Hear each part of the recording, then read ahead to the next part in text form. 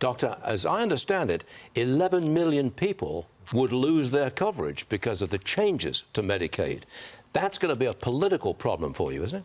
I don't believe that number is correct. In fact, the numbers are often offered by economists who look at numbers, right, statistics, but this is really a psychology question. Here's the deal. You're sitting at home, on average, by the way, able-bodied people on Medicaid. This is not the original Medicaid population. By the way, it's 60th anniversary. Oh, you brought a cake. I brought you a cake, 60th anniversary of Medicaid. This is a Maha Medicake. We'll take it. We'll take it. But Medicaid was created, and it's a very precious entity. Medicare and Medicaid are the backbone of the social safety net of our country. We must preserve these entities. Medicare, of course, wasn't touched in the One Big Beautiful Law, but Medicaid was addressed because there's fraud, waste, and abuse, as Dr. Barrasso addressed. He's a physician, by the way, and an excellent doctor. So he understands both sides of this, the legal side as well as the medical side. If you're able-bodied and able to work, and you're not, on average, you're spending 6.1 hours a day watching television or just hanging out, video games, other things. So we're saying you ought to try to go to work. It's better for you, and it's better for the country. We've got twice as many jobs as people available to do those jobs. So we don't even call it work requirement. It's community engagement. And what the law says is you've got to try to get a job, ideally try to get 20 hours of work in if you can, or volunteer, or go get an education.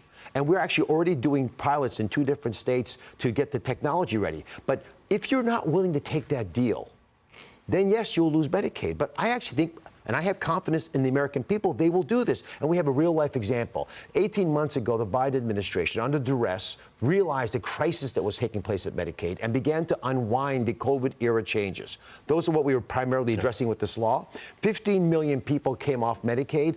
However, less than 10% became uninsured. Most people will either try to find a way of staying on Medicaid or go into the exchanges or get commercial insurance or find some other tactic to make sure they have health coverage. Okay. As I understand it, rural hospitals could be in some trouble if people come off Medicaid, especially in the rural areas. But I also thought, don't you have a special hospital fund to create, to help with this? We have a $50 billion hospital fund. And let me just put this in context, because I think the whole story is critical. We're spending $200 billion more dollars in the next decade on Medicaid. More. In what country do you spend $200 billion more and your opposition accuses you of cutting? At least get the words right. We're investing more in Medicaid. The rural hospitals get less than 5% of the extra money that comes from state-derived payments. So the most of the money that's given from the federal government to the states actually goes to the big city hospitals that are well-connected, have lobbyists. So it was a dishonest narrative. However, there is a need to transform American medicine. I took this job for that reason.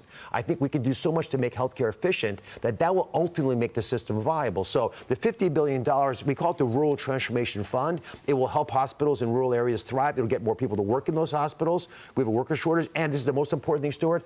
We're sitting here in the studio, there's technology everywhere. In an operating room, my day job before this all started, that's what I had as well. But patients don't deal with technology in the healthcare system. We need a modernization movement driven by technology, and that is coming to fruition. And this $50 billion fund will not just pay expenses, it'll actually transform this business. And we have a meeting on summit on the 30th of July at the White House with the president to discuss this very issue. If we make healthcare function the way banks function, the way you can order food, the way you can watch streaming videos, transform it to be a 21st century industry, it'll become productive again. The loss of productivity is what hurts medicine. Making the system work more efficiently for the American people will save lives, and we'll be able to afford it. Measles. 1,300 cases nationwide, 38 states affected. Senator Schumer wants to declare a national emergency, a public health emergency. What would that mean? It will give more flexibility. And Secretary Kennedy is incredibly attuned to these issues. A very passionate man who is like a brother to me, really cares about these problems. Get a measles vaccine. Forget about all the other rhetoric. There is some skepticism about the whole vaccine system, and measles included.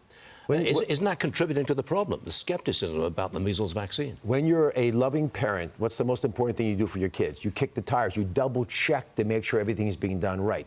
Secretary Kennedy has not done a single thing, I don't believe, to actually take vaccines away from anybody. What he's saying is we're going to double-check our work. We're going to go back over the history of vaccines and make sure that these work as well as they are promised. And that's the case, then great. If not, we'll make adjustments as required.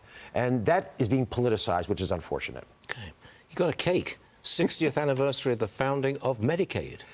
Back in the day, it was nothing like this, was it? when it was originally designed, these programs were effective for people who truly needed help, and they were the social network and foundation safety net of the nation. And it was signed by Johnson, President Johnson, and the first patient was Harry Truman.